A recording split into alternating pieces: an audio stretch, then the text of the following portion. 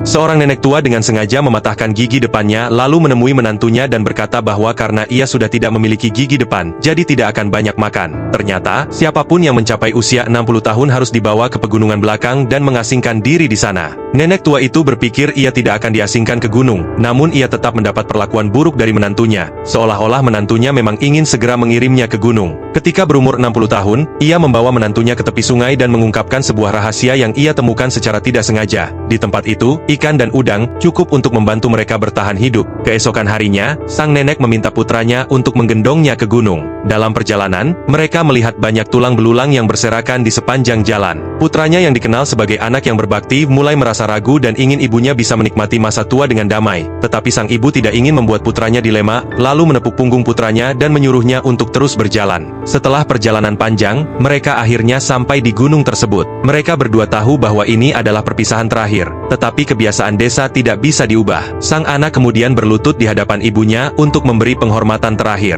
Melihat burung-burung gagak di gunung mulai berkerumun, sang ibu segera membantu anaknya yang menangis untuk berdiri dan menyuruhnya pergi. Ketika sang anak dalam perjalanan pulang, ia melihat seorang pria mengikat ayahnya dan berusaha mendorongnya ke jurang. Meskipun sang ayah terus memohon, pria itu tetap mendorongnya ke jurang. Pada saat itu salju mulai turun. Karena khawatir, sang anak segera berlari kembali ke gunung. Saat ia tiba, ibunya sudah tertutup salju. Ia kemudian terus memanggil ibunya dan memohon agar ibunya pulang. Tetapi ibunya malah menyuruhnya segera pergi. Akhirnya, ia pun berbalik dan pergi meninggalkan ibunya di pegunungan yang sunyi dan dingin.